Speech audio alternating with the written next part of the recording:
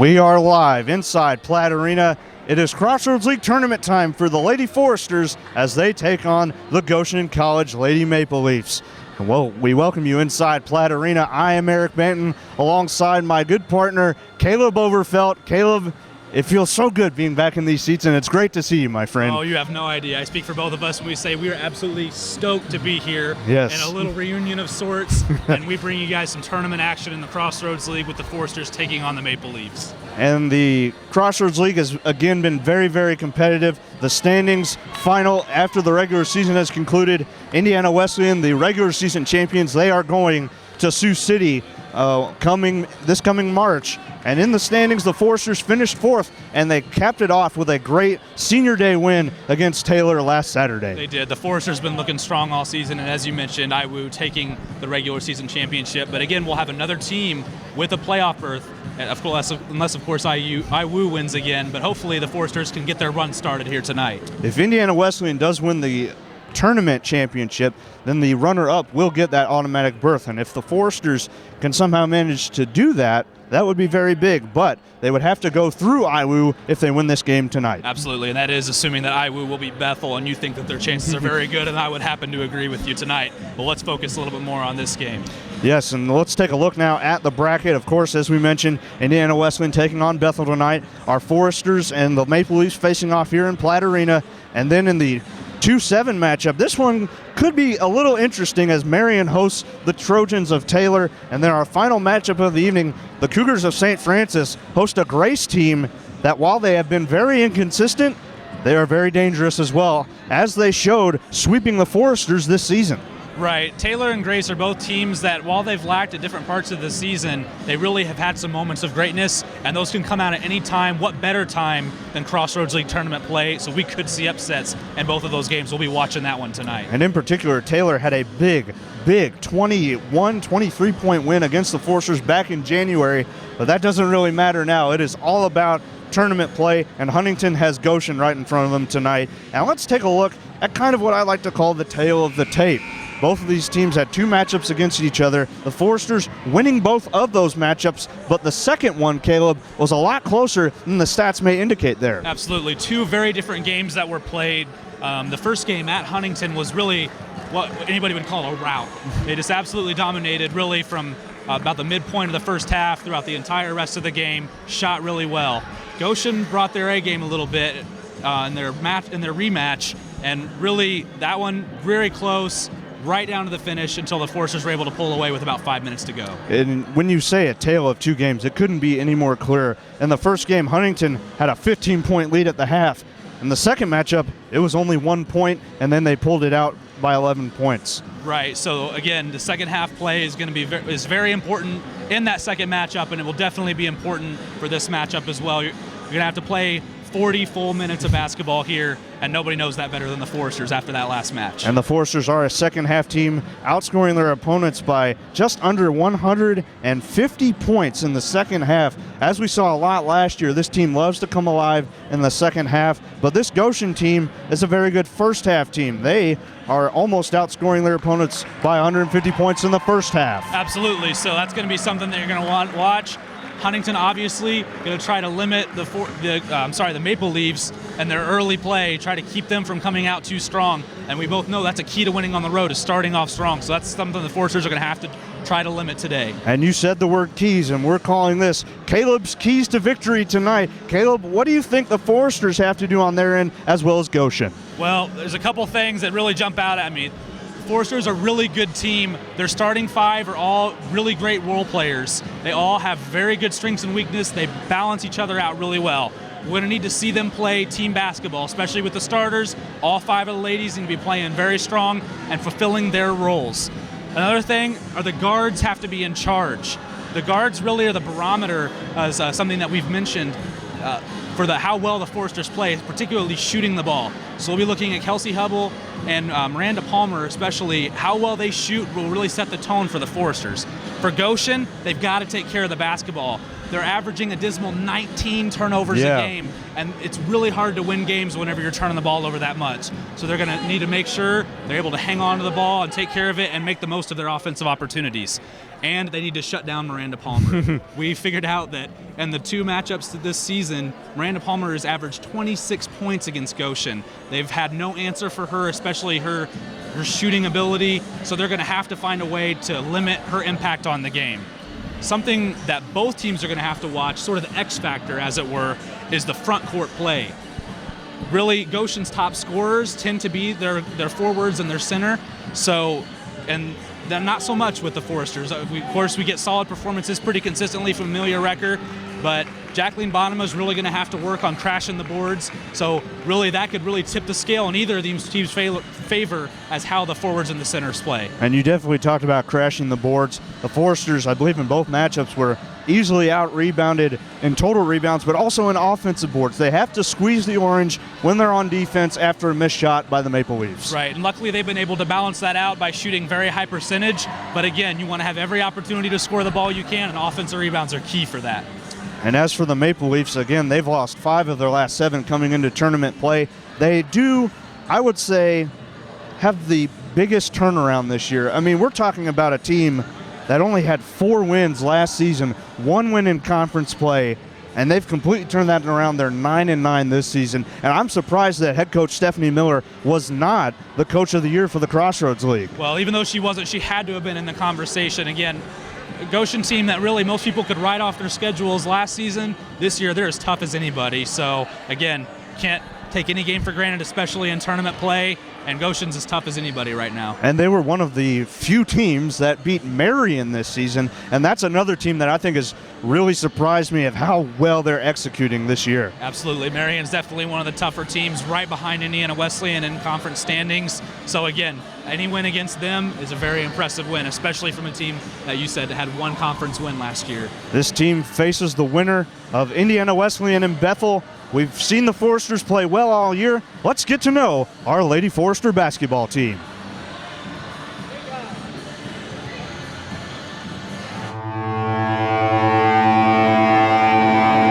Courtney Baker, senior, Newcastle High School. Amelia Recker, junior, Arlington High School. Miranda White, freshman, Fremont High School. Gina Eisenhut, sophomore, Bluffton High School. Kelsey Hubble, junior, Pendleton Heights. Miranda Palmer, sophomore, Arcadia High School. Brooke Yoder, freshman, Westview High School. Jacqueline Bonema, junior, Ileana Christian.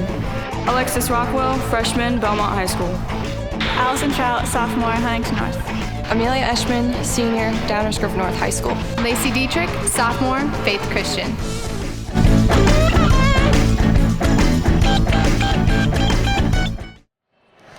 Back with you inside Platte Arena, a minute and a half away from the start of this game between the Foresters and the Maple Leafs. We'll take a break for the prayer and national anthem. Be back with your probable starters here on FDN Sports, the part of the Forester Digital Network.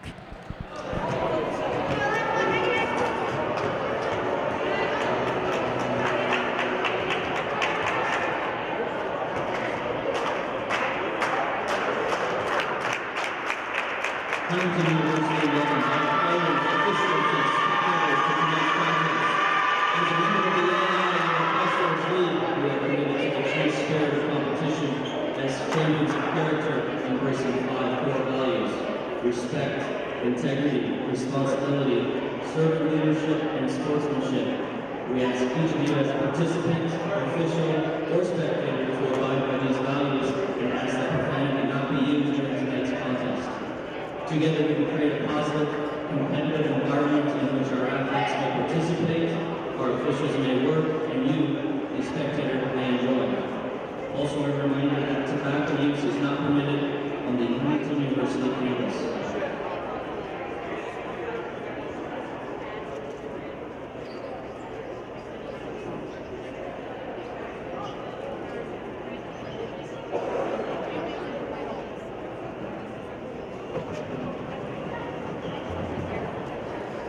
Ladies and gentlemen, we ask you to stand, bow your heads, and remove your hats, and remain silent as Dr. Ray Selhammer leads us in prayer before today's playing of our national anthem.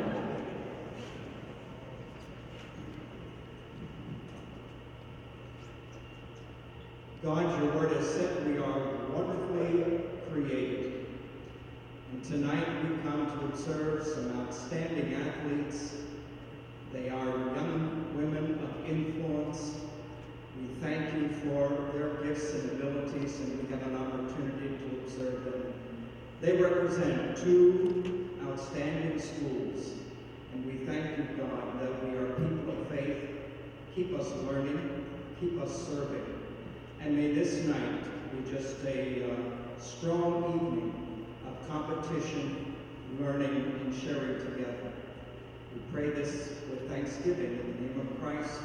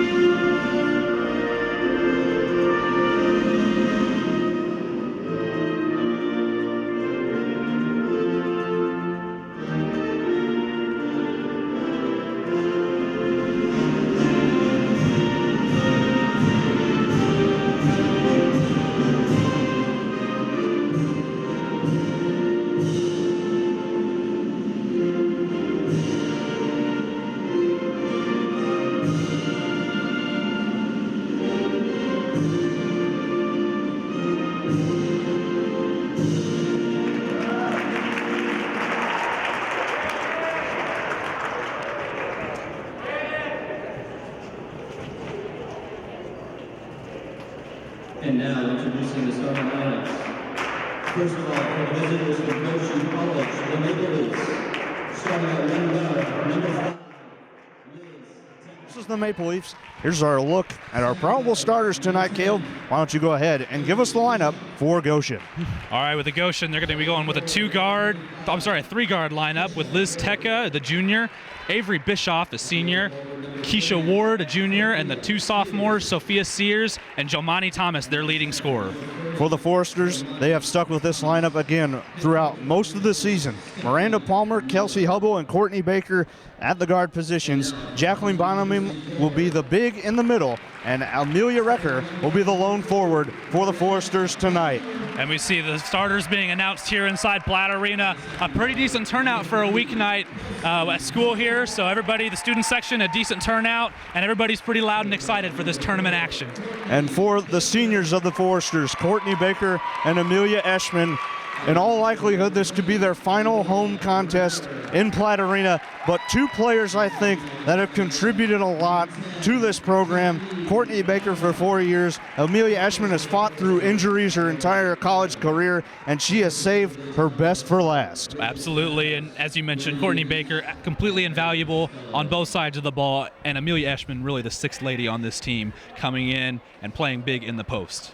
She does a great job substituting in for Jacqueline Bonham. It is an equal substitution in that matter. She's been coached up very well this season, and Coach Kohler recognized that and has given her some pretty decent minutes this year. Right, and they both have different really abilities. Bonham is really good at coming out and making the high screen, whereas Eschman really does a good job establishing herself in the post. So really 2 players, very different, but they kind of fulfill a similar role on the team. And for when you talk about Courtney Baker, the definition of effort is in her repertoire. I mean, she flies all around the court. She's the 3rd leading rebounder with 5 a game, and she's going to be the one directing the offense tonight. We are underway, and the Foresters start out with the ball.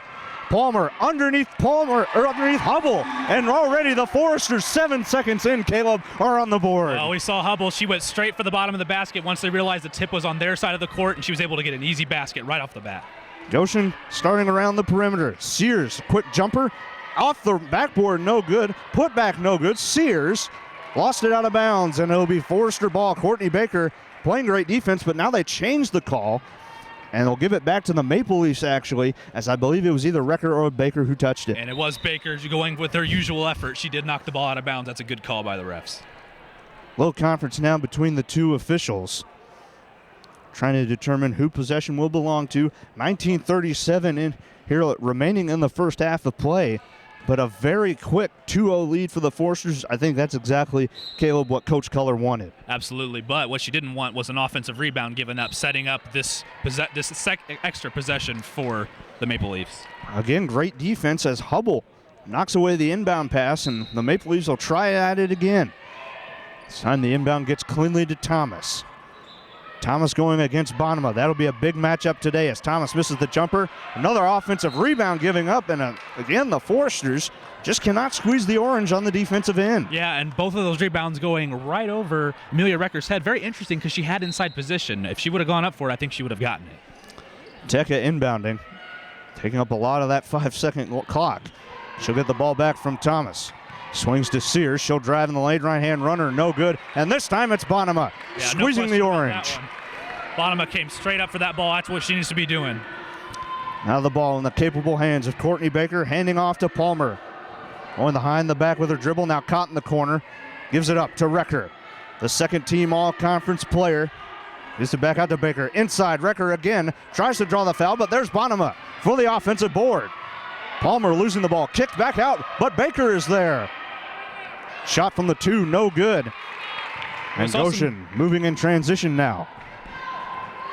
It's Sears trying to go all the way. She does. She ties it up at 2 apiece. On that last offensive possession for the Foresters, we saw good effort, but they seem to be a little bit jittered, not really making smart passes. They need to calm down a little bit and set up their offense. Baker swings it off Hubble. Fakes right, goes left. That one knocked away by Bischoff. Baker will let that one roll out of bounds. Yeah, and not only is Courtney Baker a very intense player, but she's also very smart. She knew that if that ball went out of bounds, it was Forester basketball, so she just blocked out, tried to prevent the fast break. 14 on the shot clock for the Foresters. Going to have to move a little faster here now. Palmer with the ball. Screen Recker. Kicks out. Baker has to make a move quickly. Hubble with 2 on the shot clock. With 1, that'll be a shot clock violation. The perimeter defense, Caleb, very impressive there on that possession for Goshen. The defense in general, Goshen's looked really good, really had the Foresters off balance in this first early minutes of the game. Less than 18-10 remaining.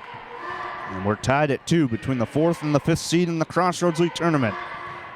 Sears controlling the ball for much of the possession. Ball knocked up. Thomas comes away with it. Hubble takes a bit of a dive. Tekka stopped at the free throw line by Baker. Thomas with the mismatch against Palmer puts up a 2. That's no good. Tipped up, and again Bonema going to squeeze the orange and be that presence inside. The ball knocked away. Baker luckily staying away from it and keeping the possession with the Foresters. Yeah, and there's no question that this rebounding battle is going to be one that persists throughout the entire game. Obviously, Goshen very looking for getting every offensive rebound they can. Goshen, known for their full court press, executed it pretty well, but the Foresters were able to break it. However, great job getting back by Avery Bischoff, number 10, knocking it out of bounds. Hubble to inbound. Finds Recker. She's left wide open for 2 and drains it. Recker's always been really good at the mid-range jumper, and she just recently got named second-team all-conference, and she's showing why right there. Also, for Amelia Recker, you got to watch out for her beyond the three-point line. She's 6 of 19, actually 8 of 20 this year. Very good numbers for a forward. Worked inside. That one blocked away by Bonema. Bonema's definitely establishing herself early down in the low post. And you took the words right out of my mouth there, old friend. Hubble back at the top, Baker. You see this a lot with the Foresters. Once they're past the half-court line, they love to take their time, set up that sure thing offensively. Back with Baker. Tried to enter it in. Kick ball by Sears. Channeling a little bit of Baker there in her soccer days. Absolutely, and finally, the Foresters get a little bit of a shot clock reset, and that's kind of been an issue in the early part of this game for them. 4-2. Foresters with the early lead. As Hubble will inbound again. Lobs it into Recker at the free throw line. Moving off left. Has it knocked away and stolen. It's Sears. Running one-on-one with Baker. Has Bischoff. Foul occurred on the shot by Baker. Sears will head to the line for 2 free throws. A stat that a lot of people look at now in basketball is deflections. Just going after the ball. It's a really good barometer of effort, and Goshen so far has a lot of deflections early in the game. They are really trying to get after the basketball. Sears' front end of 2 is good. Makes it a 1-point game as number 35, Tyra Carver, checks in for Keisha Ward.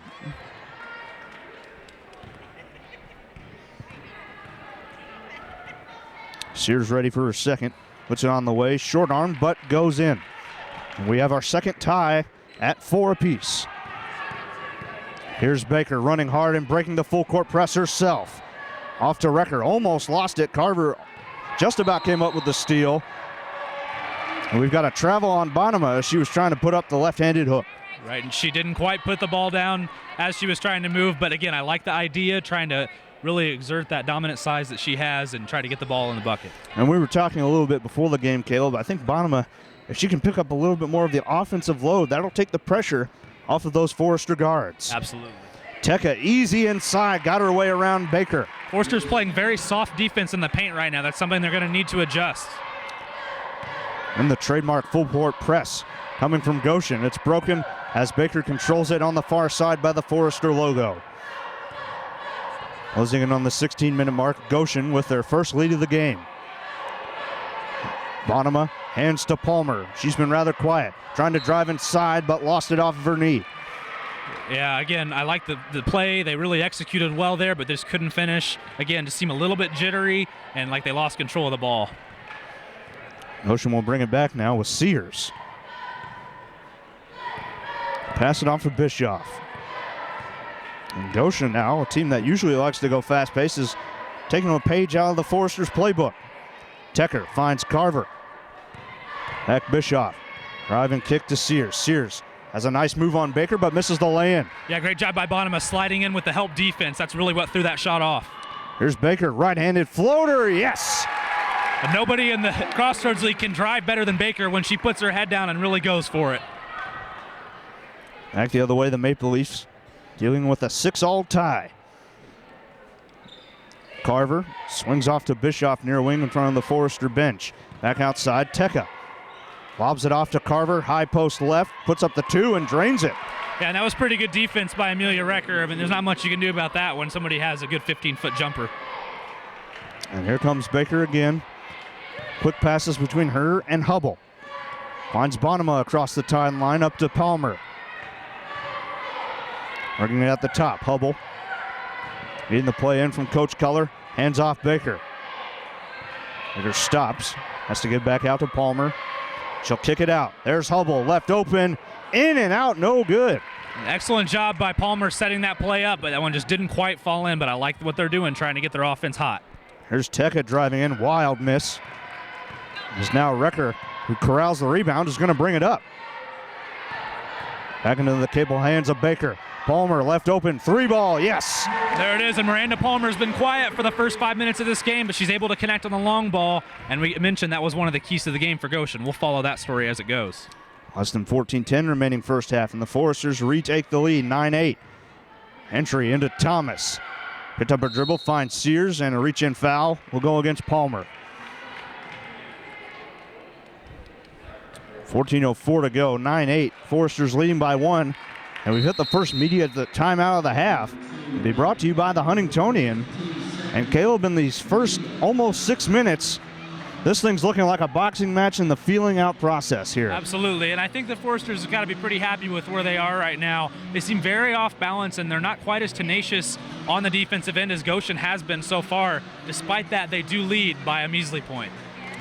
Here's a look at Dr. Emberton, as always, amongst the students, sitting next to birthday boy Daniel Wool. It's his birthday today. I want to give a shout out to the big man, Dan Wool. Absolutely, and there's a good showing of the men's basketball players out over there sitting around Dr. Emberton. Nice to see them show up and support the women's team. This media timeout brought to you by the Huntingtonian. We are the media. You can follow them on Twitter at Huntingtonian and also give them a like on their Facebook page and visit their website, huntingtonian.com. Look at over the quick stats here, Caleb. The Foresters 4 of 7 from the field, 3 of 11 though for Goshen, but again, they are still in the thick of it, only down 1. Yeah, and really both teams aren't doing exactly what they need to be doing right now. You mentioned Goshen in the full court press. That really only works well if you're hitting shots, so they're going to look to increase their percentage to set up their defense and throw the Foresters off balance. Both teams trying to dominate inside. Both teams also have 4 points in the paint, but Goshen has 4 points off of 4 Forester miscues. Right, and then also 3 offensive rebounds already for Goshen as opposed to 1, so we'll keep watching that as well. Those second chance points could be big. Back out of the immediate timeout. Sears will inbound quickly to Teka. Not a lot of movement yet from the Maple Leafs, as number 24, Linnea Noel, has checked in. She works with the ball in the paint. Kick back out. Thomas, a long two off the front rim, no good. Tipped out to Bonema. Nice job, Bonema, being in the right place at the right time and playing heads-up basketball to grab that rebound. Coach Keller calling in the play. Baker turned around just in the nick of time, or else Noel may have had a good shot at a steal there. Palmer off to Hubble. Open space. Three is good. And I've mentioned before, she's got a rainbow stroke, high-arcing shot, and man, it makes a nice noise when it gets in. Goshen trying to work quickly the other way. Teka passes in. High post Thomas. Kick it back out. Carver. Off to Noel. And then Goshen having some troubles trying to find their way inside. Teka trying to drive on Recker. Goes reverse and does get the bounce off the glass. So I thought that was pretty good help defense. We saw Amelia Recker slide in, but just wasn't quite fast enough to prevent that reverse layup. Baker going to go quickly up to Hubble, but tipped out by Carver. That was some pretty mad ups there for Carver as well. And Coach Kohler encouraging her players to run toward the pass, and again, that'll prevent those kind of deflections from happening. Inbound goes to Bonema. Now Baker works with it. Noel will defend this time. Off to Hubble. She'll kick it back out to Baker, and that one just about went back over the timeline. 8 on the shot clock. Hubble into Recker on the low block, trying to make a move. Does so and gets the lay-in against Carver. Excellent footwork by Recker, getting herself in good position to make an easy bucket. In Goshen trying to push the pace and catch the Foresters off guard, but they do a great job getting back on defense. Sears calling out the play. Trying to lead this Leafs team back in it. But that pass out of bounds to the Foresters, way too wide for Noel. And I believe the first turnover that we've seen for Goshen, so they are doing a good job taking care of the ball thus far, but they do have their first one almost 8 minutes into the game. We'll see Amelia Eschman, the senior from Downers Grove, Illinois, check in for Bonema. As she gets a nice hand heading to the bench. Her play early, Caleb, has been very impressive. Yeah, very good, and it's really what we've come to expect from Bonema. Plays very strong in the low post. Hubble across the timeline to Recker, back to Baker. 14-10, the Foresters by 4. 12-minute mark coming, bounce pass the high post to Recker. Finds some space, enters into Eschman. Nice move, but blocked away by Ward, and Eschman will get called for the over-the-back foul, trying to go for the rebound. Yeah, really unfortunate situation. Coming up with her left hand, made it for an easy block, and unfortunately trying to go after that rebound, got called for an over-the-back foul. No fouls yet for Goshen. Already 8 minutes into the contest. The Foresters, however, with 3. Sears working at the free throw line. Spins right, kicks out Noel. Noel spins back to Sears, off Carver. Carver will drive left. Puts that one up, misses. Hubble battling for the board, stripped it away, but Carver staying alert and great concentration to put it back in for the Goshen. An excellent effort getting her own rebound. She realized she had inside position on all the Foresters and was able to get herself a couple second chance points. Quick lob up to Palmer at the three-point line. Centers it back to Baker. Back and forth game. This is the definition so far through about 9 minutes. Recker finds Baker. Baker beats Teka with a quick move, kicks out. Hubble, triple on the way, and it's money. Nice job driving kick from Courtney Baker, setting up that Kelsey Hubble three-point shot. If she gets going, it really could help the Foresters. Foresters 3 of 4 now from beyond the arc. Kelsey Hubble off to a good start with 8 points. Teka, nice free throw length jumper there. Yeah, the mid-range shooting is really helping both teams right now and really opens up the floor when you can shoot at that range. Hubble this time will take it across half. She finds Recker back with Baker. Baker tentative to make the move. We've got a foul on Noel, reaching in on Baker. And I don't think the Foresters, Caleb, were really aware of what play they were running because Culler yelled out the play a few times. There seems to be a lot of confusion really on the offensive side. They seem to be unaware of the shot clock at times and not really knowing what play they're going on. They really need to, again, like I said, calm down and get their stuff together. They're 10 minutes into this game now. Baker will control the ball. Noel with a little bit of space as the pass goes to Palmer. Recker tried to set the screen. Palmer going baseline, finds Eschman. Back out, Hubble to Baker. She'll take a three. That one no good. Rebound will go to Ward. Good ball movement by the Foresters. Just couldn't get that one to drop. Here's Teka trying to move inside. Body contact against Eschman, and she got the runner. Yeah, I think they probably could have given a foul there too, but regardless, going up strong to the basket. That's what the Foresters need to be doing in the paint. Palmer with it, top of the key.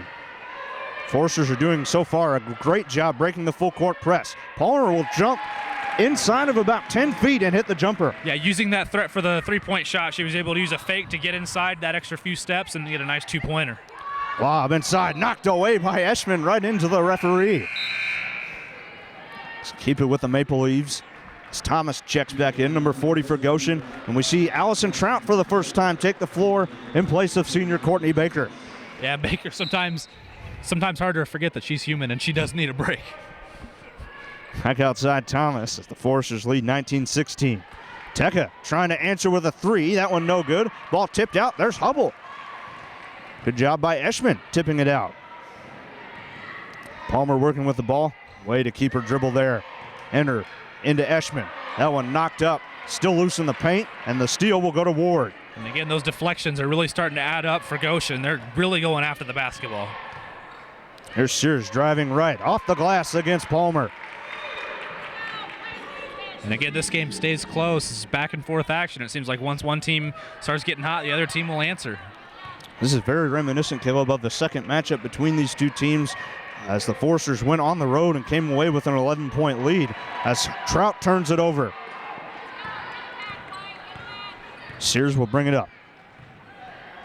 Hands off Thomas. She'll drive the lane with some easy space and puts Goshen back in front 20-19. Yeah, unfortunately, she went up for that shot in the paint, and there were no contesting hands trying to get a deflection.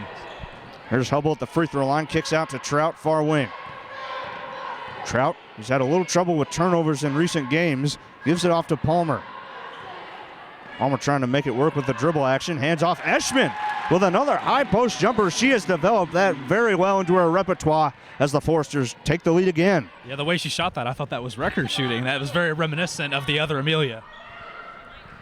Thomas holding on. Sears enters in. Good position. Ward just barely got that one to go. And again, Goshen puts themselves in good position with layups inside. Yeah, they're really getting those points in the paint, and the forwards really stepping up to the challenge, knowing that they have to carry their Goshen team. Hubble will find Trout. Picked up her dribble, goes out to Hubble. Shot fake, long two on the way this time. That one just off the rim and no good. Now Goshen will try and work in transition. Just an easy jog though from Teka. She'll find Sears rather, top of the key. Now Thomas near wing, trying to work on Recker. Goes behind the back. Tough shot in the paint, no good. And Recker grabbing the orange, and that is a foul. Yep, sometimes it's easy to get a little too ambitious, especially when you've just missed a shot. But nice job by Amelia Recker getting herself in position to draw that foul.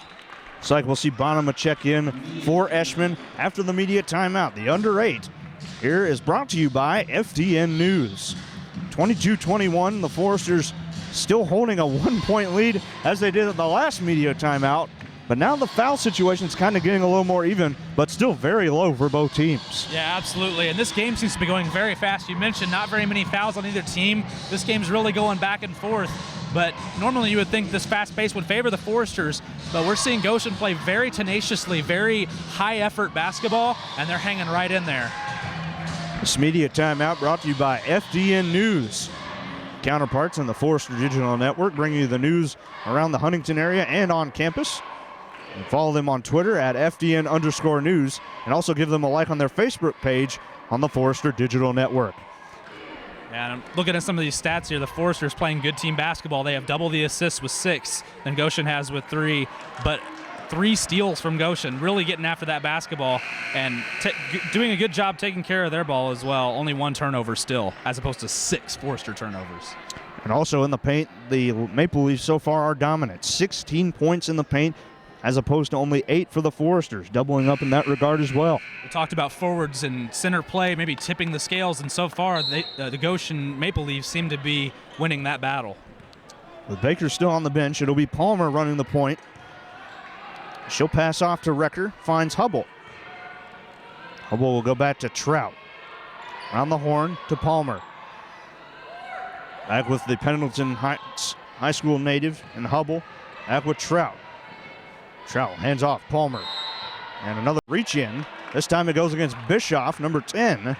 And very quickly, we're starting to see a lot of very close fouls being called by these officials. And I think that's kind of getting the players away from playing aggressively. Yeah, and I think that would favor the Foresters the way this game's going right now. Goshen being very aggressive, and now they're starting to get penalized for it. Pass Hubble, far side. Moving all the way to the left, finds Trout. Trout against Bischoff, kicking out Hubble. Hubble going to drive in the lane. Right-hander, no good. And they're going to get the over-the-back foul on Jacqueline Bonema. It was a really good drive by Hubble. She was able to split 3 Goshen defenders and get a good look. Couldn't quite fall, and unfortunately, Bonema did not have inside position and committed the over-the-back foul. 6:35 remaining. Foresters down 1 to the Maple Leafs. 22-21. At the top, it's Ward, finding Noel, who has returned. She's at the free throw line. Nice spin move inside and got the layup, beating Jacqueline Bonema to the bucket. Absolutely. Got her to cheat over to the right side a little bit, and then it was just a matter of an easy spin move to give her a free lane to the basket. 24-21. Maple Leafs by 3. Bounce pass on the high post. Recker fakes the handoff. Driving in on Thomas. Misses the layup, and she had an open look at it. Again, the Foresters just can't seem to connect their shots. Sears will drive. Draws the foul on Palmer as the layup is missed, but again, it's Sears returning to the stripe where she went 2 for 2 earlier. And Courtney Baker quickly getting set to check back in. Really, her aggressiveness and her leadership running the point is almost essential for this team. I don't know if she'll sit a whole lot of minutes during this game. Free throw no good from Sears on the front end. Palmer will check out with those 2 fouls. Again, Courtney Baker checking in. Senior leader from Newcastle, Indiana, attending Newcastle High School. And also see a sub in for Goshen as well. Number 20, Jamie Stack, onto the floor. Comes on for Bischoff. Sears hits 1 of 2. Makes it a 4-point advantage for the Maple Leafs as Tekka checks in for Sears. Looks like Goshen's going to abandon the full court press for right now and just go into a half court defense. With a 4-point lead, that's a pretty good idea. Baker meets Noel. Finds Hubble. Trying to get loose from Tekka. Has to go back outside to Baker. Now Trout. Trout may have been looking for Recker. Instead has to find it back at the top with Baker. Hubble into Recker. Trying to make a move. Puts it up and draws the foul. That's an Amelia Recker special, and this time she was able to keep her pivot foot on the floor. Sometimes she's been prone to pick that one up. Right, and nice job getting the ball inside and going up strong. When you have a player like Amelia Recker, who, by the way, leads all NAIA Division II players in free throw percentage, sitting just at 90, you got to do that, try to get to the foul line. Right on cue, she drills the first one. That routine is just so iconic with Amelia Recker, balancing it on the right palm and then just sending it away. If it ain't broke, don't fix it. It works better than any routine I've seen. Maybe since Steve Alford's. 2-point deficit for the Foresters as they trail 25-23, 5:20 remaining in the first half. Ball with Tekka. Noel. Back to Tekka. Left open for 3 and drills it from the corner. As the Foresters transitioned into a zone, they didn't pick up the corner man. Yeah, and that was the first 3-pointer from Goshen. They're able to extend their lead to 5, which I believe is the largest of the game so far. Back out, Trout for 3, in and out, no good. Tipped out to Stack for the rebound. And the Maple Leafs have an advantage, but they'll put on the brakes. At the top, it's Tekka. Swing to Ward and Noel. Switch by the Foresters. Inside, Ward. Double team, finds Thomas, and that is a travel. Yeah, nice job. I thought that defensive possession looked a lot better for the Foresters. They were able to shuffle around where they needed to be and create a high-pressure situation that forced the travel. And you mentioned help defense. Again, Jacqueline Bonema right there, helping out the smaller Courtney Baker against Ward, and that forced her to kick it out to Thomas, and she traveled.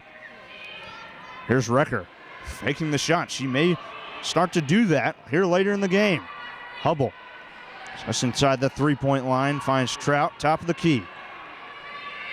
Baker off to the forward. Recker. Now she's in trouble. Has to dish out Thomas. Baker to Recker. That's a long two, but it is good for the Ohio native Amelia Recker. Seems like everything Recker touches right now is finding its way in the basket. I think they need to keep going to her and try to push the ball inside. That's very good for Amelia Recker, who was rather quiet against Taylor last Saturday. Teka at the top finds Noel. Very deliberate pace as Thomas misses the jumper. Rebound Hubble. Nice job boxing out by Hubble. That's what the Foresters need to do to pull down those defensive boards. They can get to within one or tie with a three-pointer. Hubble moving left. Bounce off. Trout. Just looking to drive the lane. Has to kick back out to Recker at the free throw line. Hand off Baker. 9 on the shot clock. That one knocked away. Hubble got to make something happen. Recker finds a lane, lays it in. Yeah, absolutely. I think Goshen thought they had a steal there. They started running down, and whenever Recker was able to pick it up, she had a free lane to the basket. And the Foresters playing a 2-3 zone as Noel works for the basketball. Cross court all the way to Stack. She was left open for three. That one was halfway down, but there's Bonema ripping down another carom. Yeah, very timely rebound for Bonema, and the Foresters are pushing it. Recker from the corner again, left it short. That's the first one she's missed for a while. Thomas grabbed the board, works it off to Teka. Working it at the top. Again, a deliberate pace so far.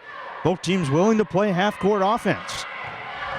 Noel drives in, the C's parted, but she missed the bunny. However, there's Ward, and she got it high off the glass. Bonema over-pursued a little bit on that help, and that kept her from being in position to pull down that rebound. Goshen was able to grab it, and they got an extra 2 points for it. They increased the lead back up to 3. Bonema hands off to Trout. She'll bounce it back off to Bonema, now backing her man in. Has to find Trout again in the corner. The screen. Trout will deal it back out to Hubble. Finding Baker. Long two, just short. But there's Trout getting the long rebound. Hubble straight away. Too strong. Tipped out though. Baker, a long rebound. Driving in, floater, no good. And an over the back foul this time will go on Goshen. And it will be Keisha Ward. Foresters struggling to find the bottom of the basket, but the effort is showing. The great thing about shooting long shots is usually that means long rebounds, and that really favors the Foresters, their aggressive guards being able to get after the basketball. Again, that aggression allowing them to have retained possession right now. Ward with 2 fouls remains in the ball game. Inbound to Recker from Hubble. Working in the post is Recker. And a very late foul call, but that was the right decision. Yeah, my heart skipped a beat because it was very obvious from where I'm sitting that was a foul, and I thought they weren't going to call it. And that's exactly what Recker was trying to do. Just get in, draw the foul, and get to the free throw line. Foul goes on number 35, Tyra Carver, her first, as Coach Culler calls a 30-second timeout for the Foresters. First timeout called by either head coach tonight. This game has just been cruising along with 1:50 remaining in the first. It's 30-27, the Foresters trailing Goshen. Yeah, and 20 minutes of elapsed time almost, and it's only been 30 minutes in real time. So game going very quickly, as you mentioned. Both teams really, I guess, satisfied with the pace of the game so far. Refereeing has been very even. They're calling it both ways. But again, that foul was so late. Your professor would probably give you an automatic F if that play had been any later. Oh, yeah, absolutely. I thought they weren't going to show up there for a minute, but better late than never, I suppose. Again, it's Recker to the line. She's attempted the only free throws for the Foresters tonight, and she did go 2 for 2, as you mentioned, Caleb. Number 1 in America in Division II women's basketball of the NAIA, shooting free throws. That's just a thing that you almost expect it to be an automatic 2 points for the Foresters. Yeah, absolutely. And there's several things about this Foresters team that really shows how well coached they are. Their high free throw percentage is definitely one of them. And we mentioned they're a really good second half team. Again, signs of great coaching. Another delay here on the court. It looks like one of the referees may have been attended to. Getting a look at the official here at half. Looks like we have something protruding from the center court line. Oh, it's one of the post holes that they put the volleyball nets in. Right. And they got that one taped down, as you guys can see. Very good camera work there by our Forester sports crew. Nothing a little medical tape can't fix. Absolutely. And you know all about medical tape, you medical student, you. Well, a little bit. Recker for 2 free throws. First one on the way. That one is a rare miss for Recker. Yeah, don't see that very often, and really couldn't have come at a worse time. Forster's trying to keep it close. Again, the referee's taking a little break from play, as you see, taping down one of the post holes where you would put a volleyball net. Second one for Recker is good. Nice job by Recker getting that second shot down, allowing the time for the defense to set up on the other end of the floor. Minute 45 remaining in the first half. Still a 2-3 zone from the Foresters as Teka finds Carver. She'll drive in right off the underside of the rim, and there's Bonema making sure it's in Forester hands. Looks like the Foresters are going to push the pace. Nice pass from Baker to Recker. Back outside. Trout for 3. That one's too strong, and it's over the backboard. And give it back to Goshen. That's her second three-point shot that's just barely missed, and eventually one of those has to drop. She's got to keep her confidence up and take that shot when she gets the opportunity. And now Goshen will take a 30-second timeout. Head coach Stephanie Miller calling it there on the sidelines, as now both teams have used one of their 30s. And with a minute 24 remaining in the first half, Caleb, this game is very reminiscent of their second matchup in the regular season. It looks like it's going to be pretty close here as we close in on halftime. Yeah, absolutely. Neither team really showing that they can run away with it right now. It's very important to keep the game close. I think that's why we're seeing these late in the first half timeouts. Both coaches don't want this game to get too far out of hand in the final minutes of the half. You hear it a lot that coaches will say it's very hard to beat a single team 3 times. And this game is very reminiscent of that statement. Yeah, I was thinking about that coming in. Goshen's a great team, and beating them 3 times is going to be very difficult, as they've shown today. And again, what a turnaround for this team that was dead last in conference and managed to get to the 5 seed this year. Carver works it at the top, waiting for movement, finds Teka. Bounce high post, back with Carver against Recker. Driving in, tight defense, but man, that is great touch for Carver to find the layup again. Yeah, very impressive. She had 2 really tall hands in Bonema and Recker there trying to contest that shot. They couldn't have played that any better. What a great shot. Recker finds Baker. Baker will drive, goes baseline, back out Trout. Trout finds Hubble. Was open for a 3, but instead tries to drive in, but kicks to Baker again. Back with Hubble, 8 on the shot clock. Bonema tried to find Hubble, but that one's stolen by Carver after the initial pass was tipped by Thomas. Sears will dish it back out. Thomas with the fake. Kick out to Sears, and she hits the mid-range jumper from the baseline. Coach Kohler wanted to travel there, and I think everybody else in the building saw it, but unfortunately was not called. Shot clock turned off with 15 seconds. Pass, Recker finds Trout, bobbled the pass. But she's left open. She'll take the 3 and connect. I mentioned the confidence. She did hesitate, but that one was able to find the bottom of the basket. Sears off to Noel, long 2. Good at the buzzer of the half. I think that might have been a preview of what we've got coming in the second half. It's going to be a shootout, I think. 36-31. The Foresters will go into the locker room down 5. Still a manageable deficit, but the way Goshen is playing right now, they are very confident in their mid-range and inside ability. Yeah, we saw them really struggle with their shooting percentage at early parts of the half, and they've really started to step that up, and their lead has pulled away a little bit. Again, not unmanageable, but they have started to find their rhythm. So again, we're at halftime. A 4 and 5 seed having a great duel in Platte Arena. Huntington trails Goshen 36-31 at the break. We'll take a break after the halftime student shootout. We'll be back with halftime stats and a recap of half number 1. Stay with us on FDN Sports. HU students, time for our Pizza Hut halftime shootout. Get out your tickets. First 3. 6-0-0-4-1-6.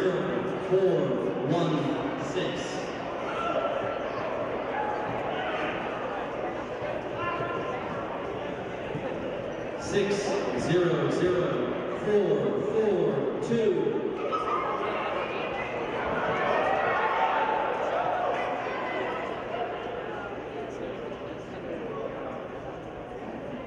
6-0-0-4-2-8.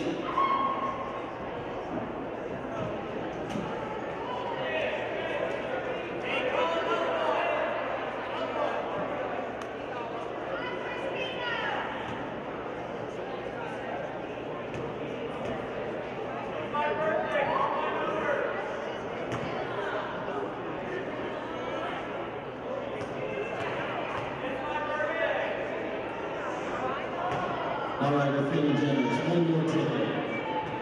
600445. Go once, twice.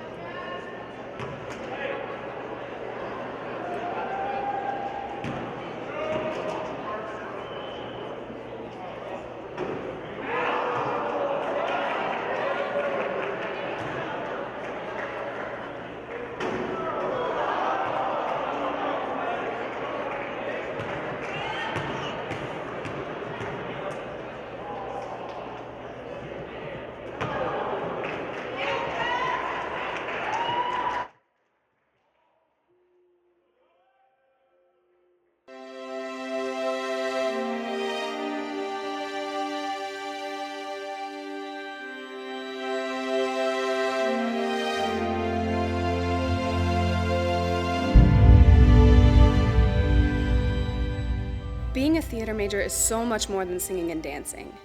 It's about telling a story with your performance. It's about engaging with the audience. When I put on my dancing shoes, I feel a rush. Suddenly, all the pain and sweat from rehearsals is worth it. Theater demands a lot from a person, what with the long days, exhausting practices, and sore body parts. However, it's got a lot of rewards. Like when I'm getting ready for a performance in front of my boudoir, it hits me. With every stroke of makeup I put on, I realize that there is no place I'd rather be. Making an audience come alive through our acting, dancing, and singing is an irreplaceable feeling. Being a theater major is a thrilling experience that comes with emotions and excitement. It is during practices that bonds grow stronger.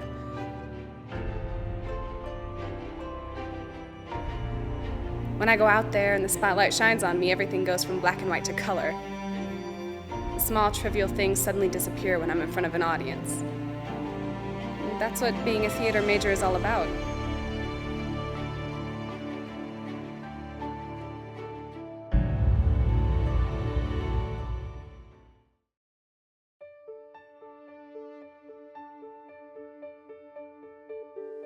I'm Mike Wanis. I'm the Academic Dean at Huntington University. We are very excited about the Institute for Agricultural Studies and for the new program in agribusiness. Agriculture in Indiana is huge. It's a huge part of the economy. There's a lot of people involved. There's so many different levels of participation, from farming all the way up, through all the different kinds of agribusiness. And with our Christian mission, I think that we can bring a unique contribution in that area, because we can look at agriculture and we can look at agribusiness not just as how can we maximize profits, but how are we being good stewards of God's creation? How are we serving humanity through agriculture? So how can we do that and think about issues of sustainability, issues of justice, and not just about the bottom line?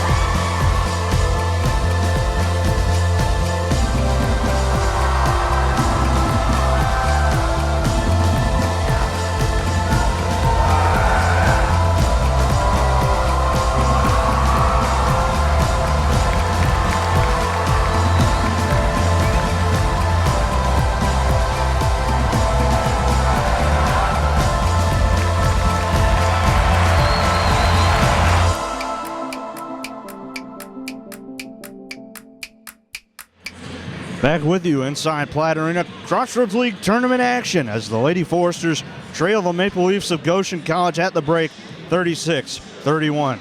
Well, again, I'm Eric Banton alongside Caleb Overfeld. If you're just joining us, welcome inside for Platte Arena, into Platte Arena.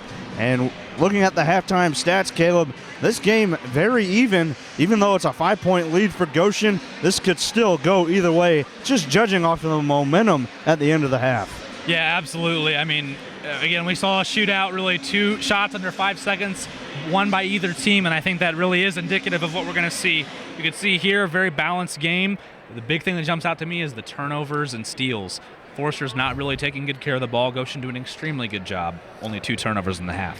Forster's still shooting well, as you mentioned, 46%, 50% for the Maple Leafs as, again, they trail by 5 going into the break. Individual scorers, they are led for Goshen by Liz Tecca with 11 points, 5 of 7 from the field. And then Sophia Sears also having a good night with 9 points and 3 assists. For the Foresters, they're led by Amelia Recker, 11 points, 4 of 7 from the field, 2 rebounds for her.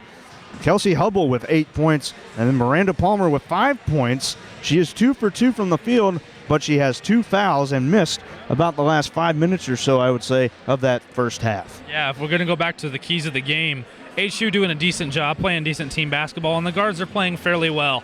Goshen really hitting their keys, taking care of the ball, again, extremely well. 2 turnovers for a team that averages 19 per game. That's very good for a first half. And again, they're really having a relatively quiet game for Palmer, as you mentioned, picking up those 2 fouls and getting her time limited a little bit.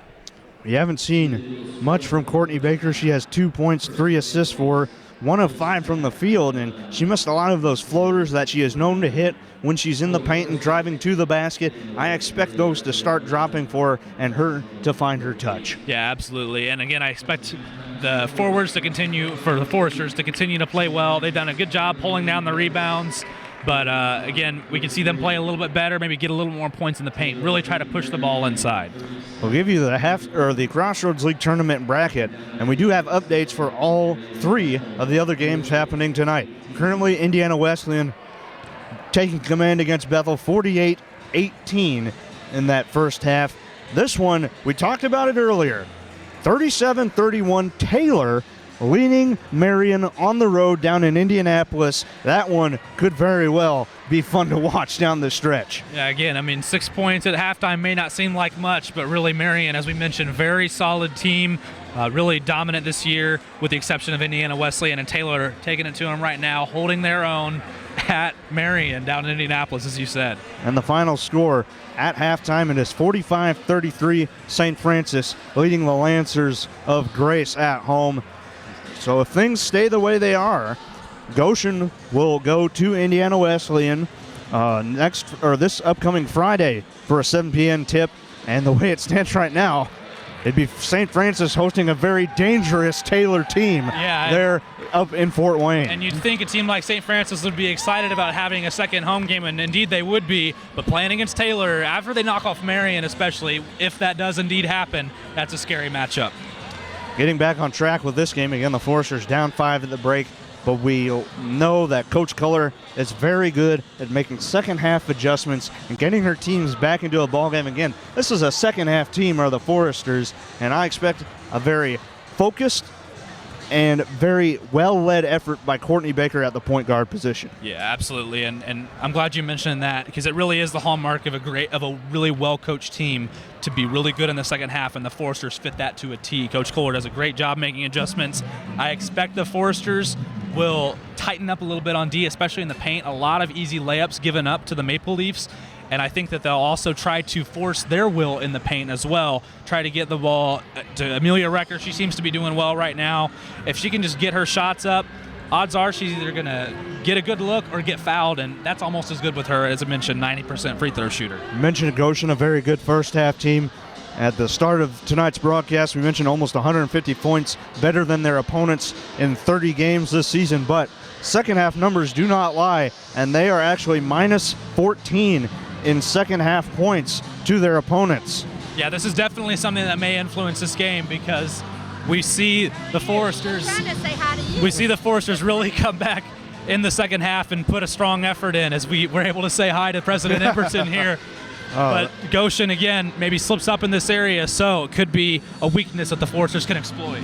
And the Foresters have, I think, to, again, establish their presence inside. Jacqueline Bonema has to take on more of a role of a scorer, but, again, she's got to stay where she's at defensively. She has been doing a good job pulling down rebounds. In that first half, she had 6. Yeah, that's excellent. That's very reminiscent of that 13-rebound game she had in their first matchup of the season at HU.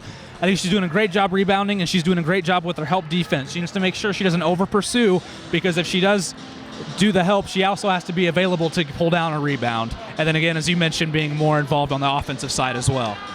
Less than a minute and a half before we begin the second. It'll be Goshen ball to start out the half, as we had no changes in the possession arrow. And again, this game went by very, very quickly. Only 40 minutes in real time for 20 minutes of great, hard-paced, fast-paced basketball. And it's very surprising because we saw especially Goshen play very aggressively on the defensive side. Usually when that happens, a lot of fouls are committed. That time they did a good job of playing disruptive defense without committing fouls. And in that first half, Caleb, you mentioned the fouls. Only 11 combined for each for the game tonight. Goshen did have 6 in that first half, but Huntington had 5. And we have no individual player over 2, so no major foul trouble brewing yet. But again, second half can be completely different as these teams get closer to an advancement in this tournament. I imagine we'll see Palmer, as well as the rest of the starting lineups for the Foresters and 2 for the Goshen Maple Leafs. I think Palmer, once she gets back out on the floor, she's going to realize, hey, I had a good first half there. I went 2 for 2 and hit a 3-pointer. I can provide some instant offense for the Foresters when they need it. And I definitely think Coach Kohler is going to try to work Miranda into the game plan. She's really good on a step-back jumper. A lot of times they'll pull Jacqueline Bonham out to set a high screen so where she can get an easy look. So we'll see if they set up those kind of plays or something similar to try to get Palmer involved. Tekka gets it into Sears. We're underway. Second half of Crossroads League tournament play. Ball with Tekka. Ward willing to set the screen. Tekka will drive. Beautiful touch. Didn't get the layup. However, it'll go to the Maple Leafs after Bonham just a little too far out of her reach trying to get the rebound. Yeah, she was really stretching for that one. Was only able to get one hand on it. Unfortunately, not able to pull it down. That resets the shot clock as well for the Maple Leafs. Sears trying to find Bischoff. She does, off the glass for 2. That's too easy an inbound play. That's exactly what they were trying to run, get that easy 2-point basket. The Foresters have to disrupt in the paint. Much like the Foresters did in that first half, a very fast, quick bucket from the Maple Leafs that time. Recker has to get rid of it. Finds Palmer, and that was very close to 3 seconds, if not it was. Far side, Hubble with 10 on the shot clock. Screen Recker, she'll drive. Was wide open but couldn't find it. There's Bonema again for the rebound. I don't think anybody could have anticipated that she missed that shot, but Bonema did and got the board. Inside Bonema. Dish it back out. Palmer. Recker provides the pick. Palmer will drive. Left hand. Count it. And the foul. So there were a couple times during that possession where Recker and Bonema had the good position inside. I think they should have gone up with it. They didn't. Nice job by Palmer getting herself involved, driving to the bucket. First foul on Sears. Palmer will have a chance to add the and 1. Out of Arcadia, Ohio. Again, played with 2 fouls there in the first half. Does not. Just out of the rim for the and 1. Yeah, those were really frustrating. It seems like everything went right and just barely bounced out. Back again, Sears finds Thomas. Thomas was relatively quiet as well in that first half, Caleb, only 4 points. And that'll be a travel as Baker got the hand in the face and forced Tekka to go up and down. Yeah, whenever you make little hops like that, you got to make your decisions really quickly. And if somebody comes in to disrupt it, that 1 millisecond of indecision can cause a travel. There's Baker. Almost got in. Nice pass, though, to Palmer and the layup. Excellent pass. Almost reading Palmer's mind as she cut to the basket, and Palmer's got a couple in a row now. That chemistry is working between those 2 guards. Absolutely. And if that's the case, look out Goshen. But Sears misses the layup. That was a good drive, though, against Baker. It was, but fortunately it did roll out, and Recker found herself in a position to grab the board. Here's Baker finding Palmer. Far side now against Sears. Working back to the top. Baker against Tekka. Finds Palmer. 3-ball. Good. And Miranda Palmer is still perfect from the field. Well, is there any question that Coach Kohler wanted to get Palmer involved? She's got 3 in a row now on the offensive side, forcing a Goshen timeout. 38 all, 18:07 left in the second half, and it is the Miranda Palmer show inside Platt Arena. It's funny to me how a team can struggle for the entire half, get one player, their top scorer, involved a little bit more, and all of a sudden, boom, they're right back in this game. All right, you said boom, and I'll add a little shakalaka on that as well, because that three was well off the line, and if this was NBA Jam, she'd be on fire right now. Absolutely. And again, the 3 possessions in a row with baskets, that's exactly what she did. She got 2 3-point plays, one old-fashioned, one from behind the arc, and another nice drive off the feed from Baker. This was a full timeout taken by Goshen. They have 4 remaining for the game, and it's been a 7-2 start and a 7-0 run for the Foresters after that relatively quick bucket from Goshen. Caleb, they're right back in it. They have a very quick memory right now. Yeah, and I love it whenever we get close games like this in Platt Arena. Not always the loudest crowd, but when the games get close, you'll see them really get into it, and the Foresters can press that home court advantage that they have. Again, Goshen will control the basketball. It'll be Tekka inbounding. Most likely going to go to Sears. So far, it looks like man-to-man defense for the Foresters. We'll wait and see how that transpires. Baker running back and forth trying to guard Tekka. Ball with Thomas just inside the free throw line. She'll drive. Bonema with some tight defense forces the miss, and just out of the reach again of Amelia Recker and the Foresters. Their interior defense now, Caleb, stepping up. Yeah, as you mentioned, Bonema did a great job staying with her step for step, and that's going to really disrupt some shots. Quick inbound went to Tyra Carver, number 35 for Goshen. Here is Thomas. And we're going to get a foul against Recker. Couldn't exactly see what exactly transpired there. Must have been a reach in. Yeah, one of the officials was standing between us, so we really didn't get a good view of it, but that is what the call was. Tekka again, trying to get the orange in play. Great defense again on the inbound by the Foresters. Definitely seemed to be reinvigorated after the run from Miranda Palmer. Dish. Ward to Sears. Thomas. That's a travel again. And nice job, Jacqueline Bonema using some intimidation factor here. Again, as soon as she started coming up, we saw number 40 really take off before she had planted the ball down on the floor. Now the Foresters have a chance to take the lead back. A lead that they have not seen since the latter stages of the first. Hubble going all the way to the low block. Now she's trapped, finds Bonema, and Bonema returns the pass. 2 on the way, no good, tipped up, and a rebound will go to Sears amongst Amelia Recker. Yeah, good job by Amelia Recker, but she really just got outnumbered there, couldn't bring down that rebound. Good switch as Bonema now guards Tekka. Back out to the top, it's Sears. Tekka left open as Bonema switched back. And the rebound will go to Ward off the miss. Again, the offensive rebounds creating some key opportunities for Goshen. Really, the Foresters got to limit those opportunities. Gives Goshen 8 offensive rebounds. Sears in the paint. Tough shot against Recker is good. That breaks the 7-0 run. Well, this felt really intense in the first half. It's already stepped up several notches here. Baker quickly down the other way, dish to Hubble. Hubble finding space in the lane. Left-hand layup, and we're tied again. Yeah, it seemed the left block really just opened up for her, and she was able to take it in with her left hand. Goshen again quickly back the other way. That forces the Foresters to have to press hard to get back on defense. And Thomas draws the foul. That's the second on Bonema. Well, she only has 1 foul going into that play. I really like that aggressiveness, really going after that ball, making them think twice about going up against her in the paint. Maple Leafs retake the lead with that free throw make. Thomas puts Goshen ahead again. And judging by the crowd reaction, I believe that was a milestone for Jamani Thomas. She misses the second. Carver the rebound, finds Ward. The layup, no good. Recker somehow pulled down the rebound. Yeah, she was playing tough, and now she's trapped. She's able to get the ball to Baker. Baker pushing hard, kick it out. Long 2, Hubble, short.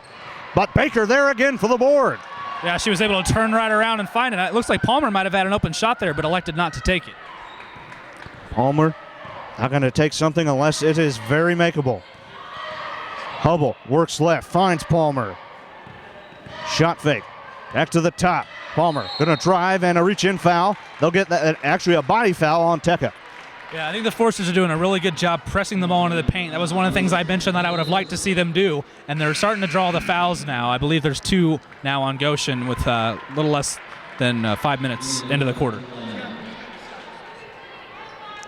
2 fouls now apiece for both sides in this half. That's the first on Tekka. The Forsters get to have a new play here with a 41-40 score rather. At 15:49 remaining in regulation. Looks like they're setting up a boxed inbound play. Hubble will be inbounding. They'll go deep to Recker at the free throw line. Back out, Palmer. The hot hand has not missed a shot from the floor tonight. Hubble finds space. Long 2. Off to the left. Recker the board. Inside. Draws the foul on Carver. And it's got to be good to be Amelia Recker because really all you got to do is throw it up. It's a win-win situation. You're going to get a good look, or again, you're going to get 2 free throw opportunities, and I think she's already missed her one for the week. Second on Carver. Third in the half. Man, this place gets quiet as Recker trains the first. And man, that snap is a beautiful sound. Oh, absolutely, and it happens a lot when she's shooting free throws. Tied at 41. Can the Foresters retake the lead? Yes. Again, free throws may be a big factor in this game as we're seeing more fouls committed by both teams so far. Mentioned full court press. The Foresters try it this time, but Goshen's across. Tough jumper by Tekka, no good. And the rebound to Baker, the hard worker from Newcastle. Nice job by Goshen trapping her in the corner right before she crossed the 10-second line. Off to Palmer. Moving to her right. Wide open space. 3 ball. Just left. Bonema gets the board and she's fouled. It's on the floor, but nonetheless, that's the foul on Carver, her 3rd. Yeah, I could almost see Bonema's thought process there. Right as that ball bounced off the rim, she started going after it. She was able to get in position to grab the rebound and draw the foul. Nice effort. Tekka checks out, Bischoff in. If you're waiting for the media timeout, since Goshen took a full earlier in the half, that is erased. There's Hubble. Gets the pass, driving inside, just short on the layup. I think that ball was either blocked or possibly a missed foul there. Here's Tekka moving fast up court. Off to Sears. Tough runner, short. Recker, the board that was again. Blocked by Recker as well, and she was able to corral the rebound. Foresters need some separation here. In the corner, it's Hubble. Back with the sure-handed Baker. The Pendleton native back with it again. It's Hubble. Finds Palmer. Out to Baker. Trying to go inside. Gives it to Recker. Against Thomas. Nice move. Got it. Yeah, Recker does a great job with her body work in the low post, and she was able to contort herself into a position where she could get a nice roll off the glass. With the moves like Jagger, the Foresters up 3, 44-41. 14-13 remaining in regulation. Bischoff, top of the circle, bounces off, high post to Thomas. Bonema trying to wait for the right time to possibly strip at it. There's Baker, almost getting the steal herself. Noel, turnaround. It's a travel, actually. I thought the Foresters did an excellent job staying disciplined on the defensive side there. As that ball got deflected, a lot of times all the players will run to it or try to maybe run down and try to get a fast break opportunity. They all stayed on their assignment, and that was able to force the travel. Head coach Stephanie Miller very upset with that call, and she was lucky she wasn't given a technical foul. Hand off Palmer. Screen Recker. Pass to Hubble. Finds Bonema, free throw line. Back to Palmer. Looking for another screen. Palmer has to pick up her dribble, finds Bonema to Hubble. 8 on the shot clock is Baker. Goes to Palmer, inside, Recker. That one was blocked hard. That should have been a foul. And this Huntington crowd is irate. It looks like she came down with her hand like a hammer. And no foul called. Ended up being a shot clock violation. Coach Keller letting that one go. She is focused on the next play, asking her players for a stop. Yeah, again, I've mentioned it several times, just an outstanding coach. Not dwelling on what she can't control, getting her players looking forward. Here's Sears, far side for Goshen. She's been really running the point and doing it well. Nice pass, but stolen by Baker. The quick-handed senior. Finding Wrecker. Kick it back out. Palmer dishes out to Baker, and that one was almost stolen. Yeah, nice job by Baker right out on that one in. Back again, it's Palmer. Almost lost her dribble, finds Hubble. Screen, Wrecker. That one's stolen away. And now Thomas trying to go the other way. Baker stripping it out of bounds. The definition of toughness and effort is Courtney Baker. If I could sum up Courtney Baker in one play, I would show somebody a clip of that right there. Running down the floor as hard as she can. Most players would let that go right off the 2 points. Nope, she's going to go cause a disruption. And that I think comes from being a three-sport athlete. But Tekka trying to put up a three, no good. Over the back, foul on Noel. Yeah, and all of a sudden, Goshen finds themselves in a bit of foul trouble. We still got 12:33 left to go in this game, and they have 5. Only one more foul to give before shooting free throws. Timeout by Goshen. It's a full timeout. Second foul on Noel. Foresters lead it 12:33 left in the second half. 44-41. Foresters will have the ball out of the timeout. But really, throughout this entire game, it's been very close on either side. With the Foresters, it really seems like they're in control this half, even though the game's not really gone one way. But in the first half, it definitely felt like Goshen had control. But again, the score really doesn't reflect that feeling of control by both players. Mentioned turnovers at halftime, Caleb. The Foresters had 7 at the break. They've only committed 1 since we've gotten back underway. Yeah, they're doing a great job taking care of this. This timeout brought to you by FDN Sports, your home for Forester basketball and all Forester athletics. Follow us on Twitter at FDN_sports and like our Facebook page, The Forester Digital Network. Again, I mentioned the foul situation. That's definitely part of the game plan for the Foresters to try to draw some fouls, get themselves into the bonus situation. They're an outstanding free throw shooting team. I believe they're shooting around 80% as a team. That is number one in the nation as well. 81.5% as a team is really unheard of. But Coach Keller, again, she is almost to her 30th year coaching. That just shows the wisdom and the experience of what a head coach can mean. Absolutely. It's like Baker's going to run down to get the ball. Wrecker will get it into her. Goshen not pressing just yet.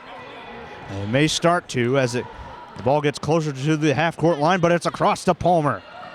Shakes away Thomas.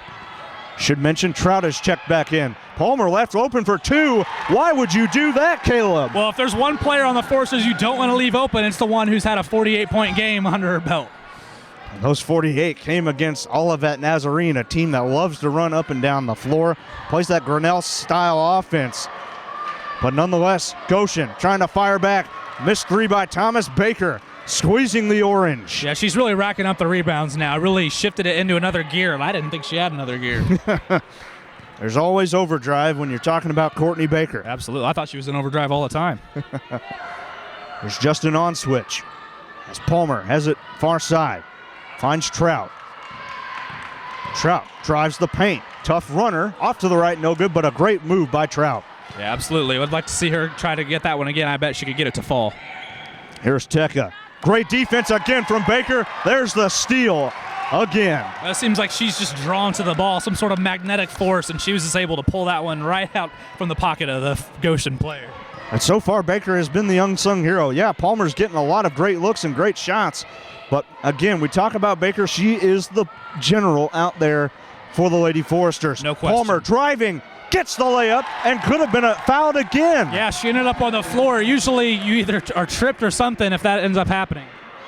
Blocked by Bonema, and there is Baker for the rebound. Holy cow, there's a foul on the other end. Baker takes a dive, but man, this crowd is electrified now. Yeah, that foul really sums up Goshen's frustration. Palmer gets a wide open shot, then she's able to drive for one.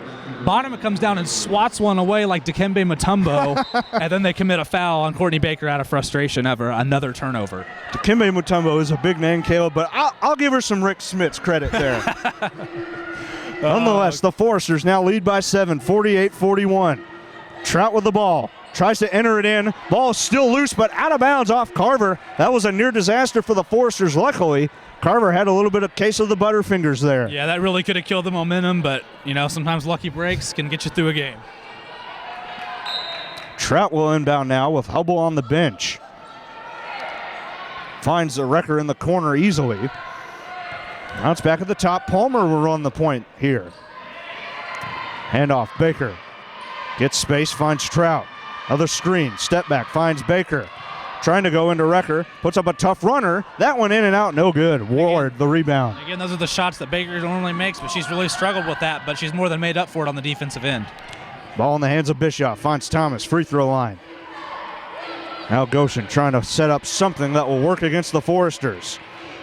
Man-to-man from Huntington. Nice pass to Ward, and gets the layup, beating Bonema again to the basket. Right, and these Maple Leafs aren't going to go away anytime soon. This is going to be a battle to the very end, and we still have 10 minutes left. 48-43, Foresters by 5.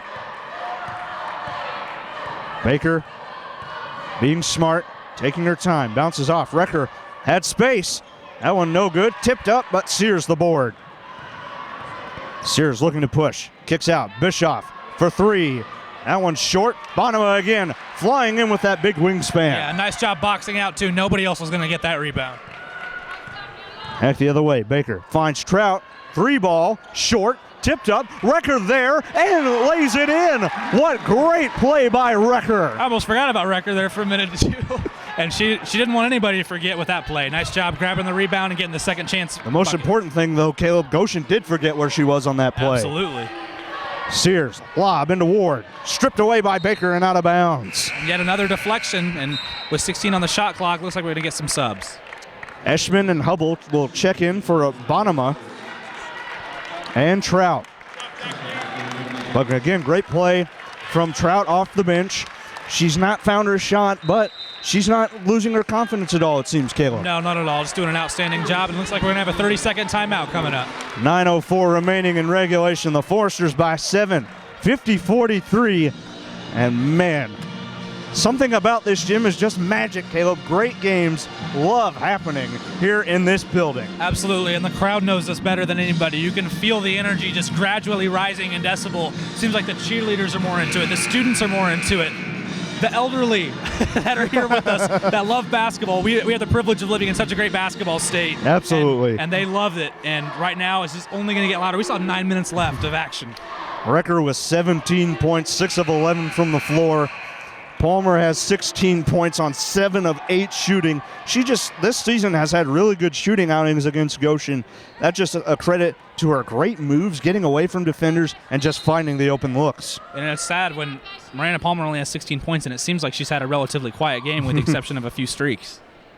Inbound got to Tekken, handoff Sears. Bounce pass to Ward. That one may have went off her leg. Tipped up by Eschman, and Baker again with another rebound. She's closing in, I believe, on 8 now for the game. Yeah, and Eschman did a great job bringing in that bench energy. She's ready to play. She's ready to put all her effort in, and she was able to tip that one to Baker. Wrecker fakes the handoff. Looking to go into Eschman and does. Back outside. Hubble to Palmer, top of the key. Teka defends. Behind the back is Palmer. Trying to get space. Hubble cuts to the basket. That goes out of bounds away from her. Yeah, an unfortunate turnover. As you mentioned, Hubble zigged when she should have zagged. 2 players not on the same page. Again, they just need to bounce back, look forward to what's happening, and play good defense. Thomas has checked out. In her place is number 20, Jamie Stack. Thomas, a very quiet day. Only 3 points on 1 of 8 shooting. Here's Stack, ended by Palmer. Kicking it back out. Sears drives the lane, gets separation. Short on the runner, and Eschman grabs the board this time. Palmer looking to push hard, going coast to coast, lays it in, but again, how was there no foul? I don't know, but she went 3 against 2 and decided to keep it, basically taking on all 3 defenders on her own, gets the 2-point runner. 9-point lead, the largest of the day for the Foresters. 52-43. Stack against Hubble. Back to Sears. Back at the top, or at the free throw line rather, Carver. Tough jumper against Eschman. Draws the foul with the body. Yeah, that was a good call. Eshman did make a little bit of contact, but again, she's doing a good job playing strong. Since in the few minutes that she's come in, she's doing a great job in pulling down the rebounds and staying strong against the drive. Only the second on Eshman for the game, and only the third in the half for the Foresters. They've cleaned up their act, and it's definitely showing in their effort on the floor.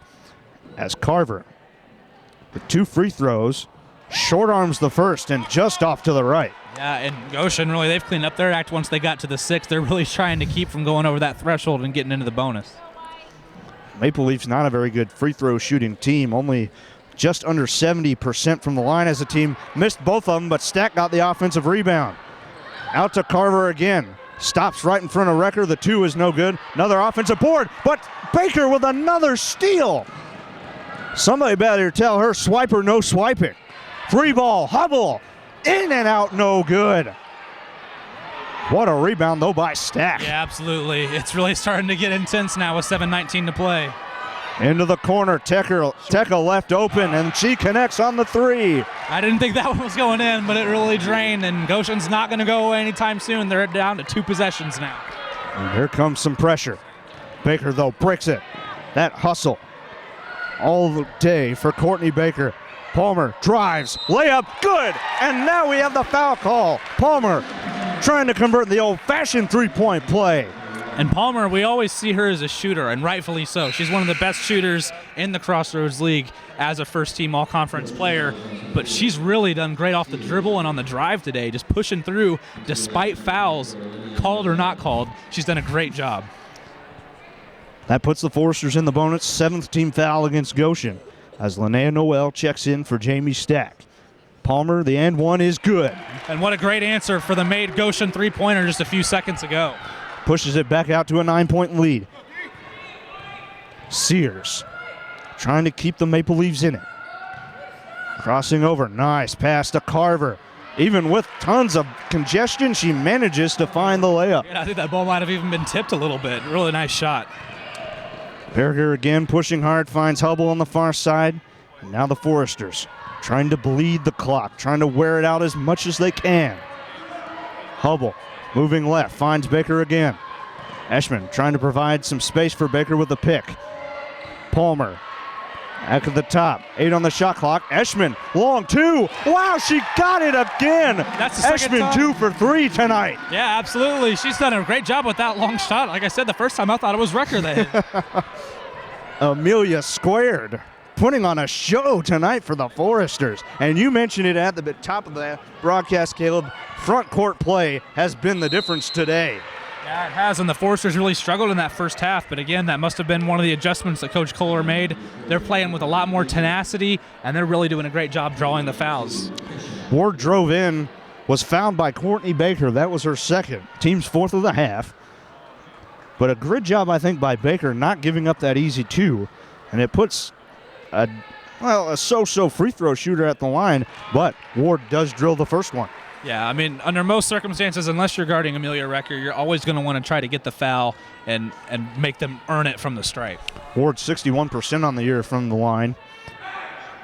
Second one, rims out, no good. Baker again grabbing rebounds. It's unbelievable how hard she can hustle. Yeah, she might have more than anybody. Palmer, corner 3, too strong. Eshman the rebound. And nice now the job. Foresters getting offensive boards. Caleb and really giving themselves chances to put this game away. Yeah, and you can't even mention how valuable those are at this point in the game. Draining that shot clock is so important. Recker long 2, yes. And our first double-digit lead of the night, and it goes to the Foresters, 59-49. They're really starting to find their rhythm on both sides of the court. Far side, it's Sears. Inside, that one may have been knocked away by Hubble, but she'll be called for the foul as she got Noel pretty hard with the body. Well, unfortunately, she lost position, and Noel would have had an easy track to the basket, so I do agree with that decision to make the foul. It's only her first and only the Foresters' 5th. They got a few to give still. Thomas back in. Came in for Ward. We mentioned points in the paints earlier in the broadcast. Goshen was dominating, but the Foresters have taken the lead in that category. 28, actually we're tied at 28 each in the paint. Boy, that was a tough block there by Recker. However, the layup is good, and the foul against the Foresters, I think it's on Recker, as Carver somehow kept her concentration and laid it in. Yeah, you have to give her credit for that, but there was simultaneous possession there for what seemed like ages, and unfortunately that wasn't called and got a foul, sending her to the line. Eshman doesn't seem too concerned. She's just ready for the next play. That was her third foul as Carver adds the and one. And now the full court pressure coming from the Maple Leafs, but Hubble's across, finds Recker. Recker finds Palmer, back to Hubble, or back to Baker rather. Back in the hands of Miranda. Good screening by the Foresters. Hubble trying to cross over Noel. Going on far right side. Baker, the runner, draws the foul. Yeah, and you'll take that any day. You're just jacking up the foul count on Goshen. 8 now on the team. And again, Baker's a very good free throw shooter in her own right. Nobody's a bad free throw shooter on the Foresters, that's for sure. Third foul on Teka. As you mentioned, Caleb, 8th in the half for Goshen. Baker's first, just off to the right, no good. As Bonema checks back in, Eshman will head out, and she has played some great basketball again tonight, Caleb. Yeah, it's excellent play by both of the bigs right now, and you can take your pick as to which one you'd rather have on the floor. Baker, a deep breath, puts up the second and connects. 8-point lead, 60-52, 4:43 remaining. Coach Culler asking her team for a stop. Sears has to give it off to Thomas with the close defense by Palmer. High post 2, no good. Rebound Recker, and I thought that ball hit the scoreboard, or the shot clock there, Caleb. Took the words right out of my mouth. That should have been a turnover, but it worked out anyway. Baker finds Bonema to Palmer, top of the key. Eshman, or rather Recker, I should say, is seemingly getting good position down there. The Foresters just can't find her. Hubble to Palmer. Finding Baker. 5 on the shot clock. Baker at the free throw line. Jumper. Yes! She finally gets rewarded with some points for all that hard work. Nice job draining a lot of clock and also getting some points on the board. Back out to 10 for the Foresters at 62-52. Less than 3:50 to go in regulation. Thomas. Bounce pass. Noel on the post. She'll back down Hubble. And it'll be a travel. Yeah, and it really seems like Goshen's starting to get desperate. You think we'd see some timeouts, and we do have one, but they only have 2 left. Now 1 timeout remaining, so they got to use them sparingly. 3:41 to go. Great interior defense again from the Foresters as the full timeout is called by the Maple Leafs, trailing by 10. What do you think the message is from head coach Stephanie Miller to her players? I mean, when the Foresters are playing like this, there's not a lot you can do. They're such a complete team. Right now, they're killing in the paint. If you try to concentrate your defense in the paint, they're going to kill you on the outside shot. But I think in this case, you're forced to really clog up, play a little bit more aggressively, but really without fouling. You're in a tough position when you have 8 fouls and you're down by 10 points. 3:41. This game's still far from over, Caleb. This could be an eternity. And Logan Hunt, our broadcaster this year, has said, if you give me 10 minutes to live, just give me a basketball game in the final 2 minutes. And Logan, we may have that for you here tonight. Yeah, absolutely. It seems very likely. The one thing going against that is, as we mentioned, the trailing team, only 1 timeout left. You have the feeling that the coach is going to save that for a very desperate situation. So, again, 3 minutes and 40 seconds. We're going to see a lot of aggressive ball. Goshen, this could be their last game. They're going to do anything they can to get back into it. A complete flip-flop of turnovers in this half, Caleb. 2 for the Foresters in the second, 7 for Goshen. Yeah, and just excellent adjustments, realizing what they need to work on and doing an excellent job executing on that as well, on both ends of the floor, taking care of the ball and forcing the turnovers for Goshen. And the Foresters still shooting strong, 25 of 52 from the floor, 48%. But Goshen, to their credit, they're still hitting a good amount of their shots. They're 22 of 54 for just under 41%. Right, and if they were taking better care of the ball, this would be a lot closer game. Back at the top, it's Baker as she crosses the timeline, breaking that full court press to perfection. Here's Palmer with it. Working against Noel, looking for some help. Finds Hubble, near side, 10 on the shot clock. Hubble, moving left, almost loses the ball. Trapped, finds Baker, 4 on the shot clock. She'll pull up for 3. That one's wide.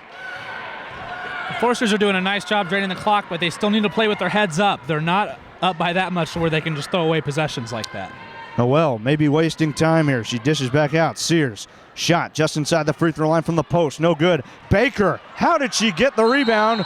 A timeout by Coach Culler. What a smart play. Yeah, absolutely. And I think if Coach Culler didn't call it, I think Baker might have as well. Both of those, maybe the two smartest people on this squad, and they're doing a great job taking care of the ball. Coach Culler, we mentioned in her 29th season, Joanne Green in her 21st as an assistant under Coach Culler. There's a lot of wisdom on that coaching staff. Yeah, there is. I mean, you can't say anything better about that. I mean, you can't, if you could pick better coaches, you couldn't, because they're the two best, really, I think, for this program, and the results are very obvious. Well, we have a break. Again, mentioned Logan Hunt earlier. Want to say hello to him as he's down in Nashville for the National Religious Broadcasters Conference in Nashville, Tennessee. Hope he's having a great time down there. Yeah, and while we're working on shout-outs, my mom's watching the game at home, so I'd like to give her a shout-out as well. Attaboy. Mothers are the greatest, aren't they? That's right. Forster ball out of the timeout, and that means they also retain the possession arrow, too. So that is another advantage the Forsters have in their back pocket. Yeah, and just think about how many of these excellent situations that Courtney Baker's given us with her aggression. Palmer tiptoeing the sideline. Got it across the timeline and back to the top with Baker to drain some clock. Finding Palmer on the handoff. Noel switches on. Palmer has to give it up to Hubble. Noel trying to grab at anything. That one knocked away and stolen by Noel. Up to Thomas. She's going to have to press hard. Working against Bonema. What a move. Missed the bunny, though. Again, and Bonema squeezes the orange. I think you really can't underestimate Bonema's intimidation factor. When you see her reaching for you, she's got such long arms. It just always throws the shot off a little bit off balance, usually enough to make a miss. Baker just across the timeline with a second to spare as the Foresters have 13 on the shot clock. Baker still with it, far from the top of the key. Picked up her dribble, has to dish it off, finds Recker. She'll drive in the lane, puts it up, misses. And the ball just exploded out. Looks like it might have gotten tipped from behind. Teka quickly the other way, baseline jumper, no good. Tried to get back out. Noel, the offensive rebound, beautiful dish. Off to Ward on the low block. Less than a minute 45 to play. Yeah, those offensive rebounds really keeping them in this game. Palmer has an open shot. Oh, but what a beautiful swat from Sears from behind.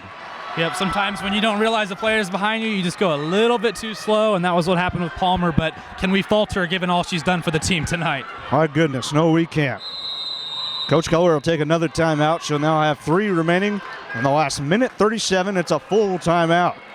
Yeah, Coach Culler's done a good job stockpiling those timeouts, and now at any sort of shift in momentum, she's free to call one now and really try to keep this game under Forester control in the final minute 36. 62-54, the Foresters retain possession with 25 on the shot clock. That's a lot of time for them to work, but they have to drain as much time as they can and still manage a good look at the basket. And I think that's really where they're struggling right now. They're doing a great job on defense, but I think that with about 15 seconds left on the shot clock, they need to start putting their heads up a little bit and looking for some good plays. If you waste shot clock and you don't make a basket, you're still leaving that door of opportunity open for the other team. In your opinion, with that 15 seconds on the shot clock, do you put it in Palmer's hands or with the sure-handedness of Courtney Baker? Either one. Both of them have really great decision-making skills. I think I might have Baker with 15 to shoot just because Palmer's been the hotter shooter, and that might set her up for a good basket. Some expert analysis there from Caleb Overfeld, and that, again, you mentioned Baker driving in. That could provide a nice kick out to Palmer. She could be open. Yep, absolutely. Hubble to inbound. Again, 25 on the shot clock. She'll find Recker under the basket, and a foul. Yeah, that was definitely the design play there. Try to get a quick one to Recker, and it worked very well. And again, when you draw the foul with her, I can say it 1,000 times, it's almost as good as making the shot. Third foul on Ward. 9th team foul. One more, and the Foresters will shoot 2 on every common foul. Recker drills it. Next free throw could make it another 10-point lead for the Foresters.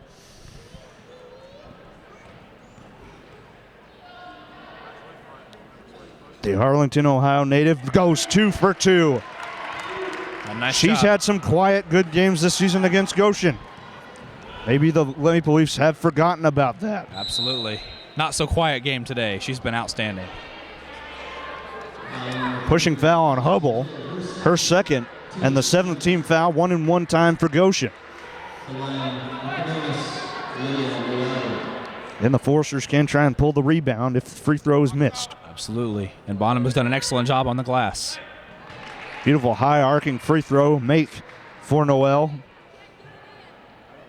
Noel, too, has been quiet off the bench, but she now has 5 points with that free throw make. She'll try and make it 6, which she does. 64-56, 128. This game is not over. Definitely going to see some pressure now. Recker gets the inbound, finds Hubble, gets it back to Baker.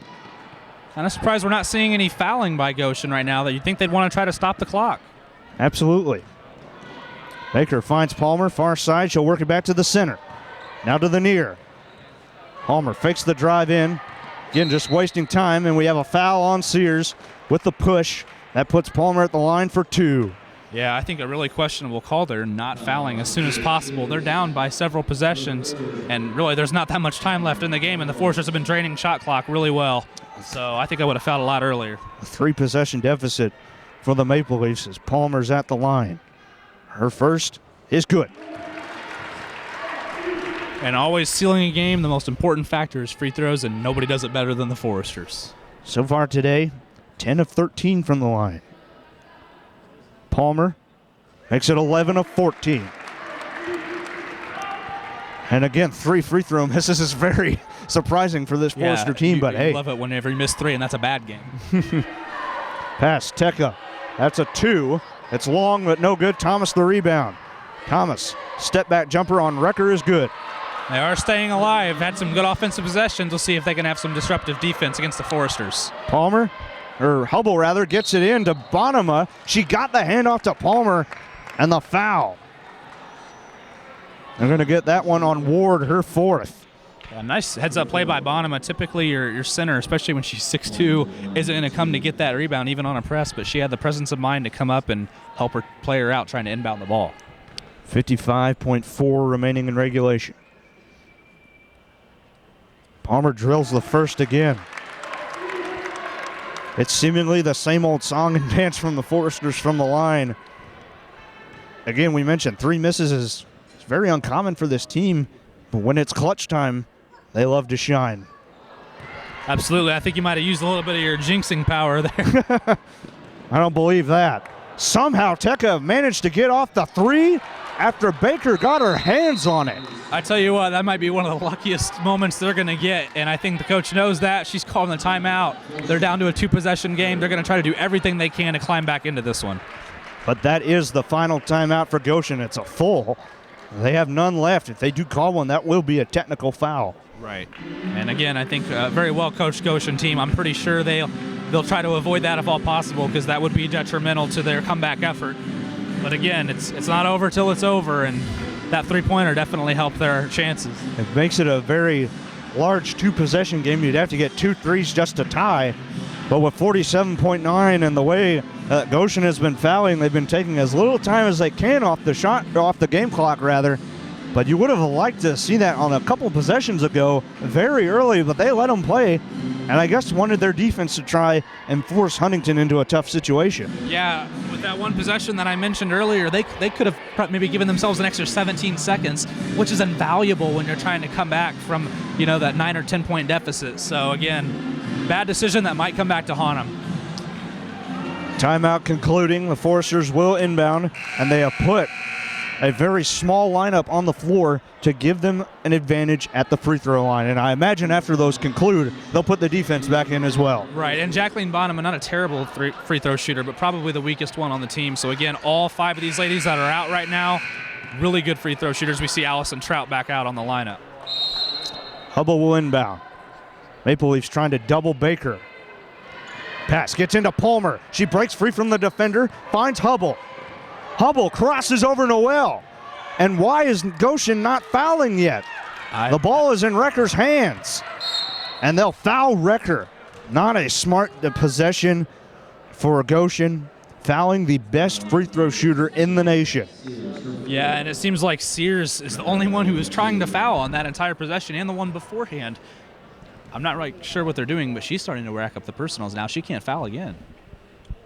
Recker adds the first, and as we mentioned earlier, Bonema will come in for Trout to play defense here.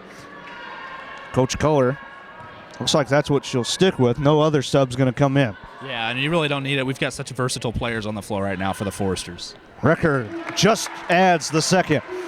69-61. 33 seconds and counting. Sears out to Tekka in the corner. What tenacious defense from Baker. Thomas dishes back out. Noel with 16 on the shot clock finds Tekka, contested three, short, tipped out, but to Sears. Sears going to take a long two, and they'll get a foul, I believe, on Bonema jumping into Sears on the shot. And again, we've talked about the clock management on the defensive end. Not very good clock management on the offensive end. They waited until there was about 12 seconds on the shot clock before they took a shot. Were able to get a second chance, but again, it seems like their chances are really running low now. Sears at the line for two. Just makes the first one. Incoming is Stack. And number 34, Megan Strock, the senior out of Butler, Indiana, going to get some time here as the game winds down. Avery Bischoff will check in as well. Comes on for Tekka. Thomas heading out to the sideline. If Goshen's going to have any chance, they need to hit this one and bring it into a two-possession game. Sears adds the second, but again, Goshen can't take a timeout. Got to go right on this inbound and foul quickly. That one knocked up, stolen by Sears. Outside, Strock for three, Strong, tipped up. That one is tipped up. Bischoff doesn't go after the loose ball, and Baker has it. The only person that was aware of that situation was Courtney Baker, and the Foresters are going to win one. 69-63, the Foresters move on to the semifinals of the Crossroads League tournament. Just if I could make a comment about that last play, just excellent job. The rebound went wide. Baker couldn't get to it, but she just smacked it back as far as she could. It went off the face of a player, but no foul against that, and she was able to chase down the ball to seal the game. Excellent play all day by Baker, especially down to the final second. This game more than lived up to the hype, and this has been the most competitive we've seen Goshen this year, and we applaud them for their effort tonight.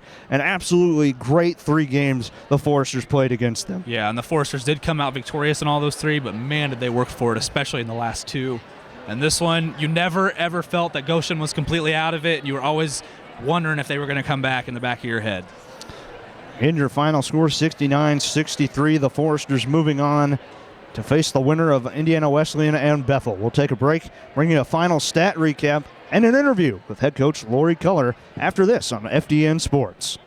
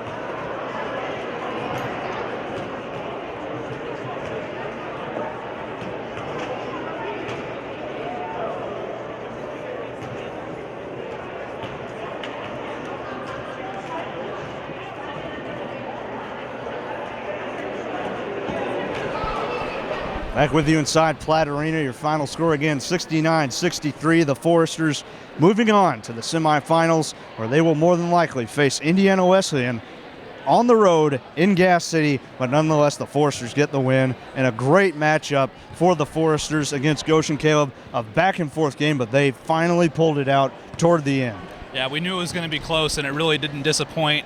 But again, the Foresters, a great second half team. They made the adjustments. They really stepped up their aggression, especially in the paint, and I think that was the biggest factor. The driving from the guards, the inside presence from the forwards in the center, they were able to squeak it out. And that final play, you wondered what Goshen was really thinking, but at the same time, the Foresters were just alert enough to go after the basketball, and Courtney Baker just went after it. She always knows where the basketball is, it seems. Yeah, and I think she was the only person who knew where the basketball was on that last play. Nobody really going after it. She did, and by effectively grabbing that ball on her side of the court, that ended the game. So excellent awareness. Really the unsung hero, as you mentioned, of this game, doing an excellent job on defense and just leading the field. You'll see on the stat sheet that Miranda Palmer and Amelia Recker were the two big scorers for the Foresters today. As the Foresters finished 45% from the field, Goshen fell off badly there in the second half, finished at 39%.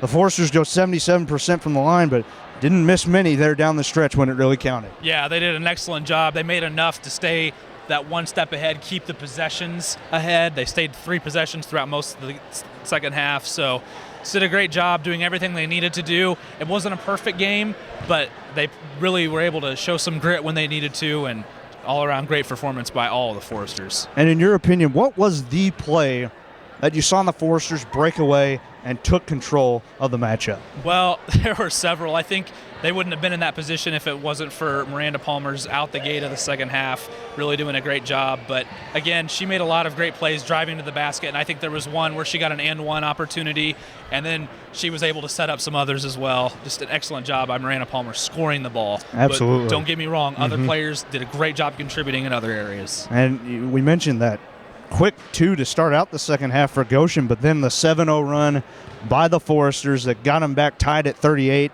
Goshen had to take a timeout, but then again it was back and forth for a while, but at about the midway mark of the half, they started to pull away and really just started slashing to the hole, especially with Palmer, and she got many great looks at the basket. Yeah, the driving was really where it was. The Foresters a great three-point shooting team, but that wasn't their biggest weapon today. Really, the guards, like I mentioned, did a great job getting to the basket. And I think on the defensive end, I think Courtney Baker's deflections and steals and rebounds, she was probably the top rebounder. I don't have it with me, but just that effort on the defensive side really set up the offensive success and allowed the Foresters to pull away. And you mentioned it in pregame, the front court play very important. Man, couldn't have been any better with Amelia Recker today. That was one of her better games in quite a while. She really hadn't been scoring a whole lot, but when it mattered today, she really came through, over 20 points easily. Yeah, and we mentioned Palmer, didn't see the minutes that she did in the first half because of some foul trouble, and Recker really carried the team in that first half and didn't really slow down much in the second half either. Just an outstanding job. Second team all-conference, as I mentioned several times. She deserved every bit of it and played really tough tonight. Again, we mentioned Indiana Wesleyan winning big over Bethel, 101, I think 53 the last we checked. So the Foresters will have another date with the Wildcats back in Lucky Arena down in Gas City. But the Foresters stole one on the road this year behind some great front court play again in that game. Yeah, as you mentioned, front court play is really an X factor for the Foresters. They've got great players, maybe not as consistent as the guards, but yeah, anyway, they really just do a great job when they need to, and when their number is called, they can really tip the game in the Foresters' flavor. So again, we mentioned Indiana Wesleyan and Huntington moving on to the second round. Marion has stormed back in the second half. They were down 6. They're now up by nearly 25 points over the Trojans of Taylor. And St. Francis also taking care of business of great at home, up by nearly 32 points. Yeah, no upsets in the first round. It looks like that we're going to have that does put Huntington as the lowest remaining seed. So now the burden is on them to create the upset. And as you mentioned, this Friday at Indiana Wesleyan, they're going to be in for a really tough challenge. But I think they're up to it. They have been up to it in the last 2 years. They've split the season series with IWU in the regular season.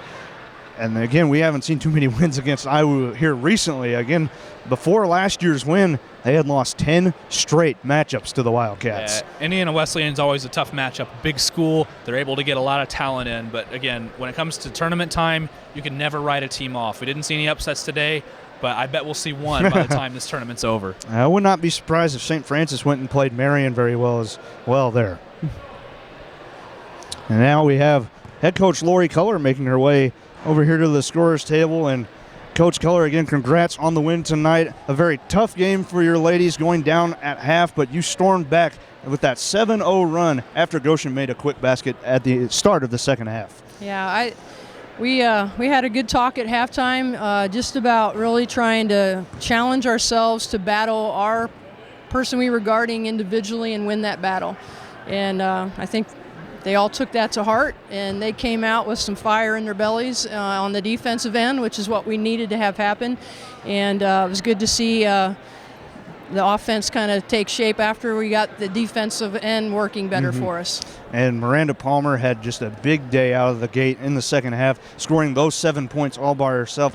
Again, she's been hot, especially in this game, and I think the last few games she's been really finding her stroke now from the field. Yeah, I think, Miranda has a lot of weapons in her repertoire, and, tonight she was getting to the hoop several times and doing a good job of finishing in there. And, she's somebody that, just plays hard and looks for opportunities, and she found several early in the second half, which was good for us. We mentioned front court play was going to be big for you guys, and obviously Amelia Recker stepped up to that challenge. She'd been kind of quiet in the last few games. What exactly did you tell her to try and get her confidence up for this game tonight? Well, I don't really think we talked a lot about that in particular, but we did think that we saw an opportunity that their defense played behind posts a lot, and so we thought we would like to try to get the ball inside more today. And I think we did a good job of that, and Recker usually does a good job of finishing when she gets the ball in there, and it was nice to see her get some opportunities on the block tonight. Now you head on the road back to Indiana Wesleyan for the semifinal matchup. You took that match earlier in the regular season. You got to have that one game at a time mentality, but if you win that, you could be in the driver's seat to head back to Sioux City. Yeah, well, I think, like you say, one game at a time, and obviously Indiana Wesleyan has lost one game in the conference all year, and so they are a very formidable opponent, and they're, have an axe to grind with us a little bit, so I'm sure they will be fired up and ready to go, and, we're going to just prepare as hard as we can and see if we can give them a good game again on their court. All right, again, Coach, congrats on the win tonight, and good luck down in Gas City against IWU. Great, thanks. And Caleb, a nice win again for the Foresters, but again, it's one game at a time. Foresters are ready for this big challenge against Indiana Wesleyan. It is. They did what they needed to tonight, had some great play from all the players on the squad that were able to have time, but again, the celebration will be short. They're thinking about the big challenge, the number one seed in the conference, Indiana Wesleyan. So that wraps up our coverage tonight. Again, the Foresters, number 22 in the country, win a tough one against Goshen, 69-63 in Platte Arena, and head on the road to face Indiana Wesleyan and the Wildcats. Before we get off the air, I just want to say thank you again to the Huntington University Broadcasting Department for allowing Caleb and myself to come back and do this game. It is a complete honor for us to come back, and we feel so blessed that we've been asked back and have been a few times this year, and we just got to say thank you, especially to our director, Derek Zerker, for setting this all up. Yeah, absolutely. I'll just echo what you're saying. Again, it went so fast last year doing the commentating, so it was great to come back and have an encore performance. Did an excellent job, as usual, really carrying me in the commentating realm. You stop that. Stop that. Thank you much. It was an honor, and thank you to Derek and everybody for letting us come on.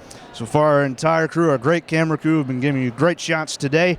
Our director, Derek Zerker. For Caleb Overfelt, I'm Eric Benton saying good night from Platte Arena. The Foresters take on IWU this Friday at 7 p.m.